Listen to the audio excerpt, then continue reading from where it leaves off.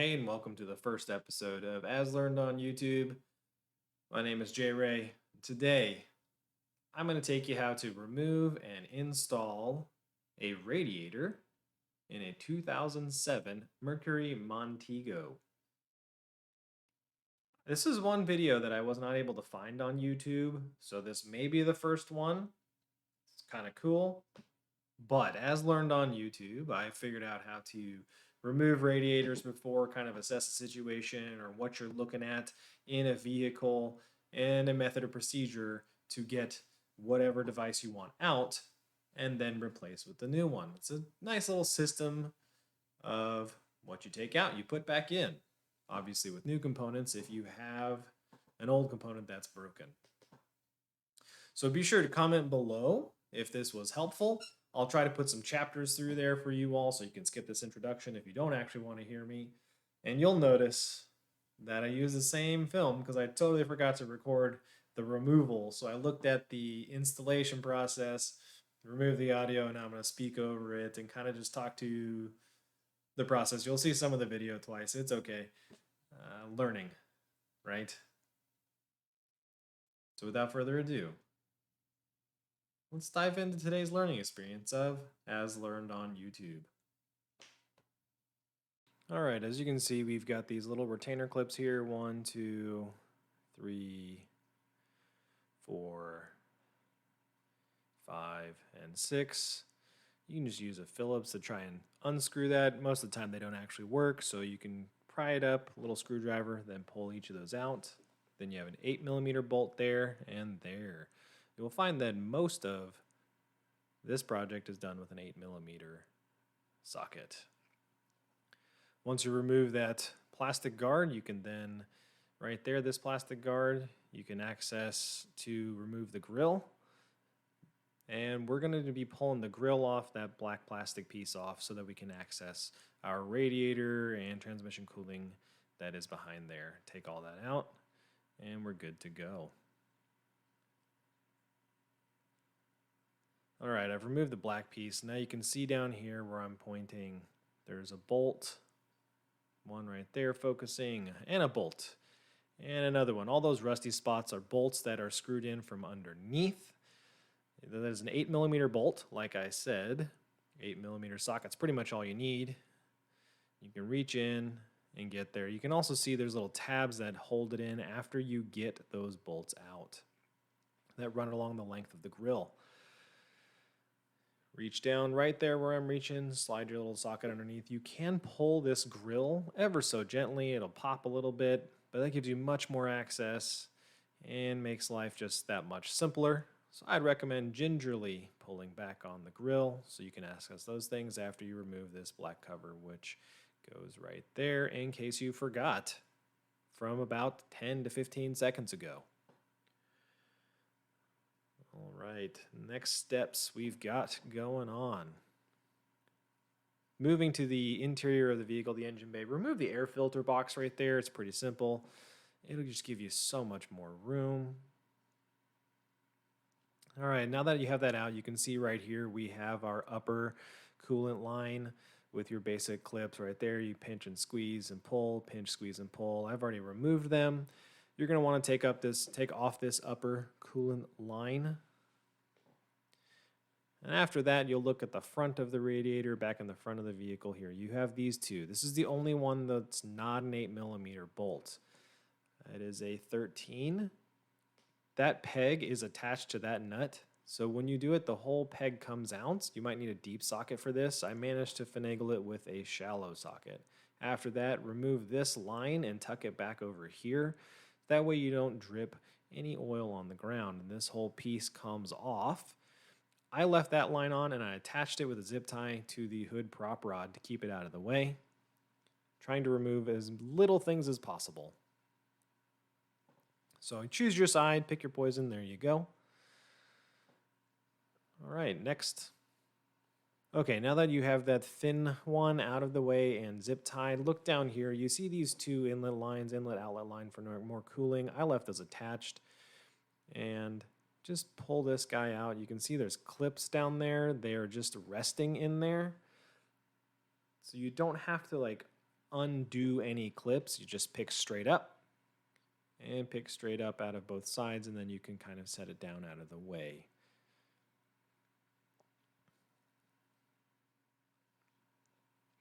And so here's a view of it taken out. I just rested on the ground there with those two lines you saw in the previous section still attached. You can set this on the ground. You can see the clip right there of where that tab sits in. And we're doing all this to get access to the transmission cooler. And then up next, we're going to disconnect our transmission cooling lines. Rubber hoses, again, clamps there, so you'll just reach in. I'm using lineman pliers so I could pull straight back. I just didn't have any luck with channel locks, and I don't buy the fancy tools to do this properly. Pull the hose off, good to go. So I got the top one off, zip tied it up, and then we'll work on the bottom one and then zip tie it up. Take your time, be careful with this stuff. No need to rush through any of this. Back to the front of the vehicle, you can see the clips holding in the transmission cooler there. They are tension clips, and you can see in the hole in the top one, it sits in there. So you're gonna have to pull that tab back to get it out of the hole. Pull this tab back, get it out of the hole, and you can see there are 4 places that hold the transmission cooler. That little clip right there holds your lines in place. Please be very careful when detaching this. This is aluminum. You can bend them to the right-hand side to get them out of it. Just be very careful. You don't have to strongman this. You don't have to Hulk smash it. Just pull both those out to unsnap. Then you can get your transmission cooling line out. You will need to harvest this clip when you get it off the old radiator. Your new radiator doesn't come with one. So once again, push those to the right, and then you can pick up and pull this transmission cooler off. And right there is where you can have a big issue if you pull too hard. All right, so you can see here in a moment, this is where I zip tied it to keep it out of the way. Didn't do it super tight, I just tied them together and then tied one up there. And keeps your transmission oil from pouring out as it just sits there, as you can see I did on the ground. So I thought about this after the fact. And keep in mind, the short one goes to the bottom, the long one goes to the top. Okay, now we're down to the bottom side of the vehicle. That first one we took out, I set back in the holders that's on the radiator to kind of keep it out of my face. What we're going to do with this shaky cam is show you, there it is, the lower coolant line. Fortunately for me, they put the clip facing down, so I didn't have to try to weasel my hand in there. Now that you've removed that clip back, couldn't do it while holding the phone. Sorry, I am filming with a phone. But once you get that out, you can disconnect your coolant line. Be sure you have a bucket or something to catch any leftover fluid that you didn't drain from the pitcock. It's a funny word. But nonetheless, this is what you're going to do. You're going to disconnect that line. You may have to twist it or run a pick through there just to get it unstuck. That rock guard needs to be removed with 8mm bolts. And back to the top side of the vehicle, you can now take off this cooler again and just get it out of your way, because you're going to be removing your radiator next. So just whoop, out of the way. Boop, set it down gently. All right, now that your radiator is exposed, you're going to look at your cooling fans. There's a retainer there on the front side of the vehicle, but in the engine bay, you need to remove this cooling fan bolts. It also has clips at the bottom down here that it rests in that are built into the radiator. So you need to take off the 2 bolts, which again are 8mm, and then pick up and get out of the way. Here's a look at what those clips look like. Please be very careful. They're plastic, especially on the new one. If you're not concerned about the old one, I guess you could try and break them off, but it's inadvisable to break things. Anyway, so right there, there's a front retainer. The cooling fan holds it from the back. There's your 8mm bolt right there, and there's one on the other side mirror image. You take those out, you got it loose, then you can just pick straight up and out of the way. Don't lose those bolts. It keeps your cooling fan from wobbling whilst driving down the road. I'm really good at losing bolts. I don't know about you all. All right, so there's that clip again I showed you in the front. I'd already taken it off, so let's take a look at how this clip works. There's a rubber grommet back there that keeps to minimize vibration and just protect your radiator and all those plastic parts. But you see there's a little T-clip. It slides into that T slot there. So just showing you how it goes in so you can see how it comes out. Slides in, then drops down, and then pivots up. Right there. Okay, so yeah, 8mm. And there is one on the left-hand side as well. Same thought, right? So the T-clip or the T-hole that goes in. Once again, you would loosen the bolt. Hopefully you don't drop it like I almost do. But to take it out, you would loosen that 8mm bolt, drop that down, pick up, and pull that bracket off. This is a piece that I'm reusing from the installation process. All right, once you have both those out, you can see this rubber grommet and the rubber grommet right there. They do not come on your new radiator, but to get the old radiator out, you may have to move the horn assembly up. It's on a flexible piece of metal. You don't have to like really bend it, but you may have to bend it up a little bit to get your radiator to tilt forward out underneath that. And then you remove the old radiator. Those rubber grommets I talked about are right here. You need to harvest those from your old radiator. If they're in good condition, if they're dry rotted, I'd recommend getting new ones, but there are two, as you can see, one right there and one right there, driver's side and passenger side. Now that you have your radiator out, if you did what I did and spilled tons of coolant right here, be sure you clean it out. Use a rag. You can see the two peg holes there. We'll show you what goes in those here in a moment. But get a rag, clean up anything so you can see if you have any leaks from your new installation. It's pretty smart to keep things clean as you go. All right, so that hole there, as well as the one on the driver's side, is where your radiator is going to sit. You'll see that. Here's this clip for your transmission cooler line. You do need to take that off, 8mm bolt.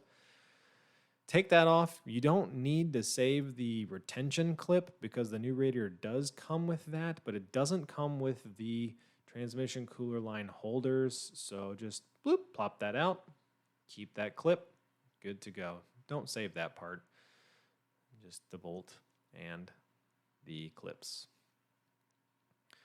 All right, so there's that peg hole and peg hole. Make sure those grommets in there are okay. Replace them if needed.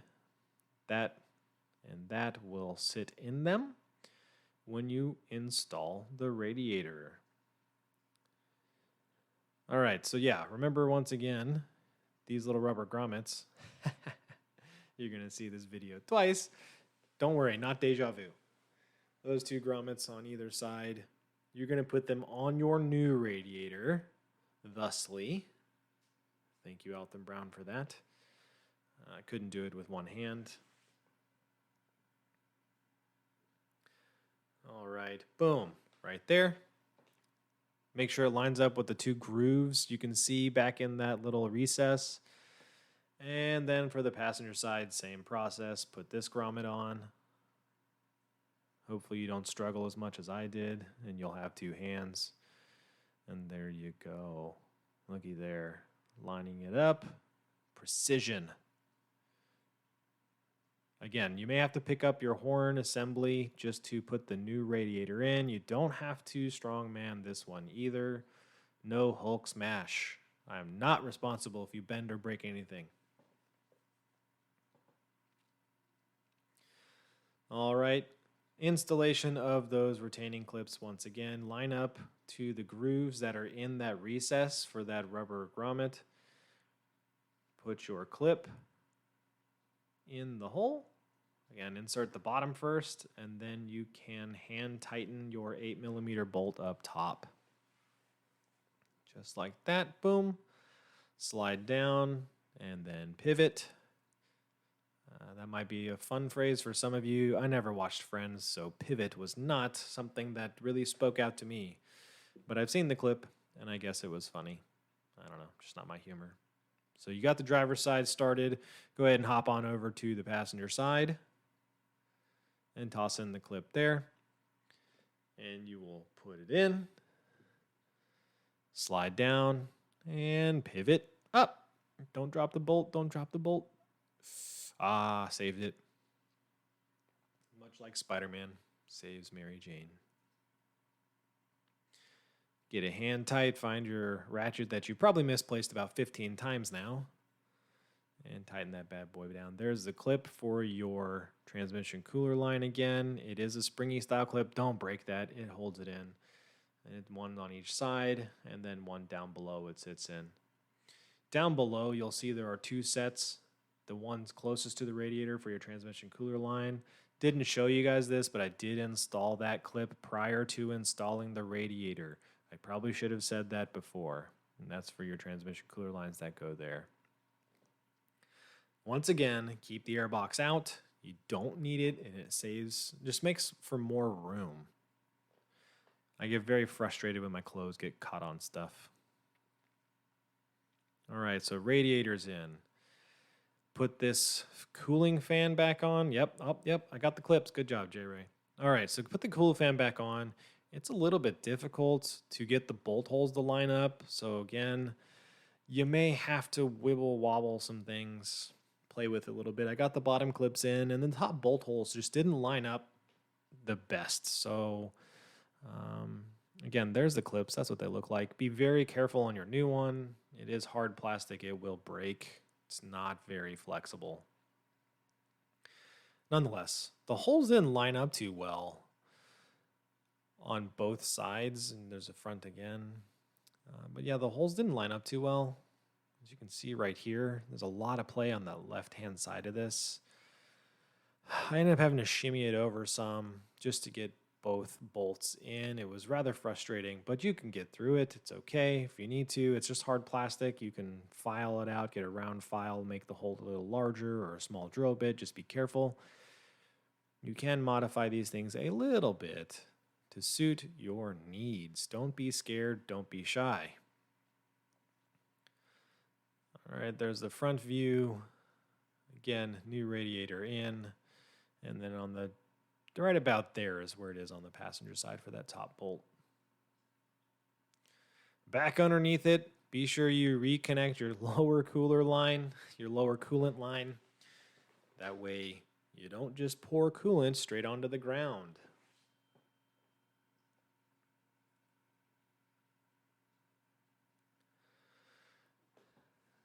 Yeah, some of these are a pain to do. I recommend lineman pliers. It just seemed to work better for me. Channel locks, I just don't have enough leverage to push them around the bends. Don't forget to reinstall your rock guard again with 8mm bolts and a couple of those plastic push pins. Once again, you can, when you have the new radiator in, set that bad boy right on those clips to keep that out of your face if you didn't remove it from the vehicle. Proof for my sister-in-law, I did put that clip back on. All right, so now that it's done resting and out of your face, you're going to need to pull this back off to get your transmission cooler back in. So just gingerly pull it up and set it on the ground. All right, so that's where the transmission cooler is going to go in case you forgot from about 7 minutes ago. But yeah, bottom clip and a top clip. Don't put it in that lower one. The lower one is from what you just removed. Bottom bracket there. Again, hard plastic. You don't have to force these in. It should just slide in real nice and easy. All right. And that top one again is a springy clip. It'll spring into place when you have your transmission cooler line in the right position. It is not for those bolt holes that go there. That's what I thought. Messed that up. All right, as you can see, I got the transmission cooler back on, placed in. There you go. I'd recommend maybe you all record yourself or at least document with photos your steps and progresses. You can always look back. It's the digital age. Once you get that in, you should have these cooler lines bent out. So now you can gingerly bend them back into their retaining housing. Again, be careful not to kink right there where that 90-degree bend is. So yeah, that was out. That was out. So I pushed them in. It snapped into place in there. We're good to go. You can, if you need to, reach around to this side and pull them in to snap it in that way. And just like, whoop, right there. Yep. And you snap it in, good to go. Again, you don't have to Hulk smash this, all right? So see where that 90 is. You need to be very careful since that's a cylinder. It kinks really easy when you bend these things. They have special benders to bend it. So just be careful not to put a kink, otherwise you'll have to get a new cooler. Again, I'm not responsible if you do that. And then your transmission lines, right? So the long one goes to the top, the short one goes to the bottom. So I got them zip tied up here out of the way. So I'll cut the zip tie for the short one and put the bottom on first. And then I'll come back and cut the long one and put it in the top.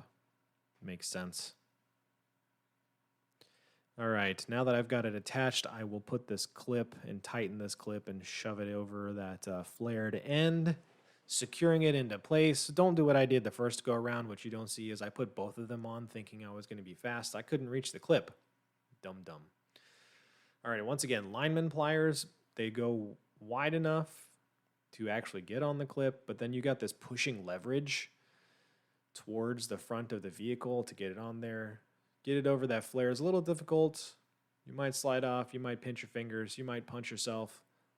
And when I say you might, you will. It's inevitable. Your forearms are going to get dirty. And you get the clip in place.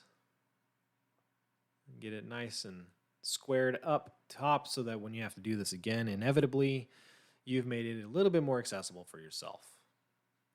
Give it the good old tug. Make sure it's on there. Tug test. Yeah. Not that I would be able to pull it off anyway. Using dikes to get that top transmission line out, cooler line out. This one I didn't move the clip back, so kind of just set it on there. Lineman pliers. Different angle. I'm not a cameraman. And stupid forearm in the way. But you can see, once again, grabbing with lineman pliers. Squeeze, twist, rotate, in place. Just like that. That was real time. That's as long as it takes. Good old tug test, Good to go. You can see I did my job right. Top and bottom, one's inlet, one's outlet, I'm assuming. All right, proof for my sister-in-law once again. It's in place. Now taking that bad boy, no idea what it's called. Comment below what that's called, because I have no clue. I just know how to take it off. Put it in. I didn't disconnect those. If you did, don't forget to reattach them. All right. Make sure you're in the right clips and you didn't break anything. Camera focusing. Right clips, didn't break anything. Camera stayed focused. Way to go, Apple. My bolt holes line up. Looks like I almost did something the right way. 8mm bolts. Fasten it in place. Driver's side, passenger side. But wait, you need to not do what I did. Don't forget this thing hanging up from your prop rod if you did it the way I did it. There are some retainers on the back side of those bolts, so I didn't have to worry about collecting them. Don't forget to connect your line as well. So cut your zip tie, pull that bad boy down, put your 13mm back in. Thusly there, that's going to hold in the thing I don't know what it's called and this thing that I don't know what it's called again. But it's going to hold it in place. Those are the bolts you use to hold it in place. Again, that nut does not come off of that stud. It's all one piece. Don't forget to connect your line. Same process. Pinch, squeeze, put on. Don't forget to put this back on, your upper radiator hose. It is curved like an S. It only fits in one position. Those clips are a little bit harder to squeeze, and this is where you get really frustrated and pinch yourself a lot.